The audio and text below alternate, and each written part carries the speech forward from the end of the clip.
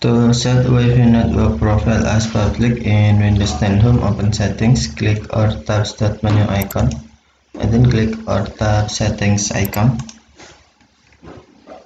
On Windows Settings screen, select Network and Internet, and then on Status, Network Status, select Change Connection Properties, and then select Public on Network Profile. Your PC is hidden from other devices in network and cannot be used for printer and file sharing. Okay, thank you for watching. Have a nice day.